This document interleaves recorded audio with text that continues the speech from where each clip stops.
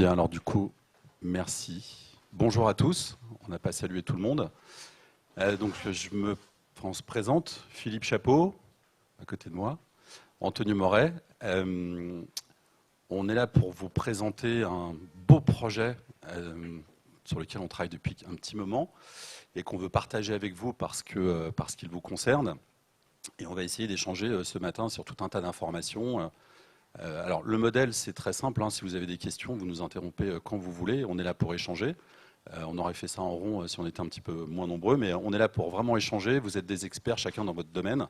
Nous, on a tous besoin d'apprendre.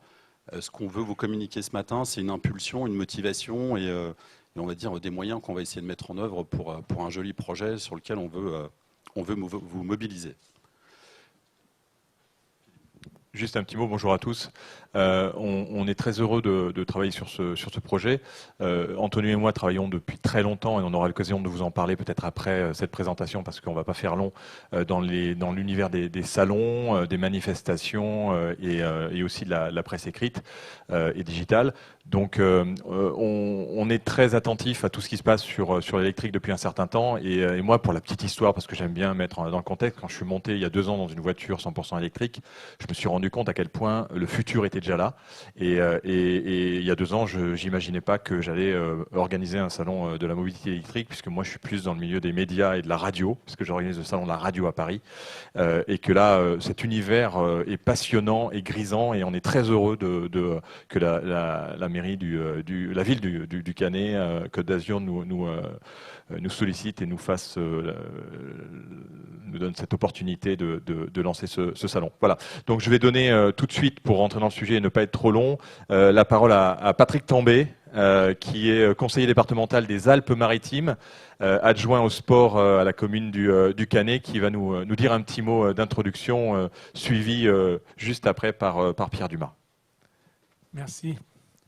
Bonjour à tous et à toutes. Je vois que la gente féminine est bien représentée. Je voudrais vous accueillir au nom de Michel Tabarot, qui est notre maire, député, maire. Donc comme il y a cumul des mandats, elle se concentre sur son rôle de député. Elle a passé le relais à Yves Pigrenet. Nous avons le grand plaisir de vous accueillir pour vous présenter ce que nous désirons faire au niveau du Green Deal. Le Green Deal qui est le véhicule électrique par excellence, qui est dans le cœur de Charles-Ange Genesi, mon président. Et c'est avec Pierre Dumas que nous avons imaginé le concept que vous allez tous, je l'espère, soutenir et voir que dans les Alpes-Maritimes, on est très concerné par le développement durable et c'est ici que nous avons l'intention de mettre toutes nos forces dans le système. Alors, je passe la parole à Pierre qui va vous en parler plus longtemps. Bonjour à tous, je vous souhaite la bienvenue dans cette salle de la Palestre. C'est une salle événementielle polyvalente qui accueille aussi bien des concerts que des événements sportifs et bientôt des salons. Je suis très heureux d'être parmi vous aujourd'hui et pour tout vous dire, je rêve un peu de ce lancement sur lequel on travaille maintenant depuis plus de 3 ans. Je tiens tout particulièrement à remercier pour leur présence. Monsieur Jean-Paul Faure, vous êtes président de l'AVEM, qui, pour ceux qui ne le savent pas, est l'association pour l'avenir du véhicule électromobile, et vous êtes le premier site internet d'information sur le véhicule électrique et hybride. Monsieur Gérard Molines, vous êtes le vice-président délégué régional et président départemental des Alpes-Maritimes du CNPA, qui est le Conseil national des professionnels de l'automobile. Monsieur Arnaud Talec, vous êtes le manager du site de Caen pour la société SAP Labs. Je n'oublie pas également et surtout Monsieur Anthony Moret et Philippe Chapeau, des éditions HF, qui travaillent depuis des mois sur le lancement de ce salon. C'est grâce à vous tous que Électrique Canet est parti pour devenir un bel événement annuel incontournable qui rayonnera sur tout notre département et notre région. Un département des Alpes-Maritimes aujourd'hui représenté par Patrick Tambay, qui a lancé avec l'impulsion de Charles-Ange Genesi le président du conseil départemental, le Green Deal, comme tu l'as rappelé Patrick, pour accélérer et placer la question de la transition écologique au cœur de l'action départementale. La région n'est pas en reste car nous avons le soutien de son président Renaud Muselier et de son vice-président en charge des transports, M. Philippe Tavaron. Il faut savoir que la région Provence-Alpes-Côte d'Azur est la première de France à avoir mis en service depuis le 1er août 2019 des bus 100% électriques entre Aix-en-Provence, Avignon et Toulon, sans oublier la mise en place de bornes ou l'électrification des navires à quai. Comme vous le savez, 2020 est l'année fatidique pour les constructeurs automobiles qui devront remplir leurs obligations en matière d'émissions de CO2 sous peine de se voir sévèrement sanctionnés par Bruxelles. Parallèlement à ça, les mentalités ont changé et on voit naître de plus en plus une forte demande des utilisateurs pour des véhicules hybrides et électriques. La dernière barrière qu'il reste peut-être pour franchir le cap est le manque d'informations, à la fois à la destination du grand public, mais aussi pour les professionnels, d'où la création d'Électrique Canet. Pour finir, je souhaite vous dire que la ville du Canet défend avec beaucoup d'énergie ce futur projet, qui s'inscrit dans la continuité d'une politique toujours plus écologique et plus responsable. Je pense notamment aux efforts que nous avons déjà accomplis dans ce domaine, avec la création de l'écoquartier de Rocheville, le remplacement de l'éclairage public par des ampoules LED, la gestion centralisée de l'eau, la mise en place de nombreuses bornes de recharge et l'achat de véhicules 100% électriques pour les différents services municipaux. Je vous remercie et je cède la parole à M. Faure. Oui, bonjour, Jean-Paul Faure, donc je suis le président de l'AVEM. L'AVEM, c'est une association qui commence à avoir un petit peu de l'âge, même si par rapport à certains d'entre nous, c'est un âge qui est encore tout à fait raisonnable, puisqu'elle a 21 ans. Et donc, quand elle s'est créée il y a 21 ans, l'idée, c'était plutôt de défendre l'idée qu'un véhicule électrique, ça pouvait marcher. C'était à peu près ça la question à l'époque. Les personnes qui ont créé cela étaient un peu des gens qui étaient visionnaires. Pardon ? Oui, plutôt rouler, voilà, rouler, exactement.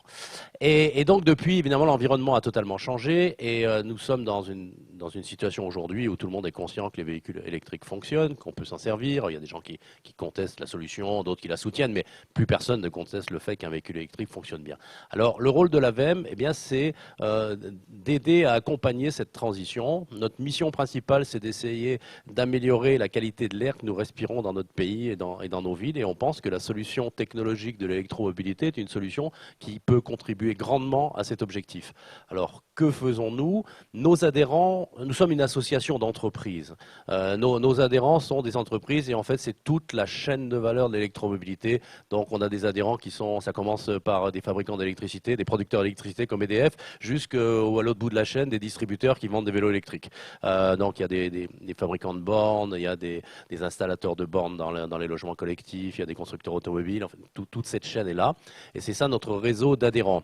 Après, nous avons une action de communication pour le grand public par le biais d'un site internet qui est un des 2 plus gros sites français de communication sur le sujet, puisque nous avons 8 000 à 10 000 personnes qui se connectent tous les jours sur notre site. Donc, ce qui est beaucoup, puisque notre cible, c'est une niche. Donc, il ne se connectent sur notre site que des gens qui sont intéressés par l'électromobilité. Les amoureux de football ou de vélo, ils ne viennent pas sur le site de l'AVEM.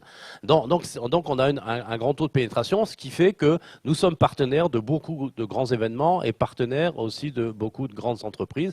Dans la conversation tout à l'heure avec monsieur, j'évoquais par exemple EVS 32. Vous n'êtes peut-être pas tous connaisseurs de ce qu'est EVS. EVS est un très grand salon mondial qui est consacré à l'électromobilité et qui a lieu tous les ans et qui change tous les ans de continent. Donc Amérique, Europe, Asie et ça tourne. Donc on avait l'année dernière EVS 32 à Lyon, donc en France. C'était l'édition européenne. Et bien EVS 32 a absolument tenu à ce que l'AVEM soit un des partenaires importants du salon, non pas par la taille de notre association, mais par notre capacité de pénétration dans le grand public et de passer des messages. Après, le fait qu'on ait tout ce réseau d'adhérents entreprises fait que nous sommes quelque part au centre d'un réseau et que nous savons répondre à peu près toutes les questions et toutes les problématiques, non pas parce que nous avons, nous, la réponse à toutes les questions, mais parce que nous savons toujours où est la réponse à la question. Et donc, nous savons mettre en contact des gens qui ont des métiers différents. On sait, OK, c'est ça votre problème, on connaît des gens qui connaissent bien ce problème, on va vous mettre en contact. Et voilà, c'est ça le rôle de l'AVEM. Nous vivons essentiellement de la cotisation des entreprises qui adhèrent à l'association. Nous avons un bureau permanent à Nice. Nous avons notamment à Nice une secrétaire générale générale qui est là, Tiffaine Laurent. Tu peux te lever, comme ça tout le monde sait qui tu es.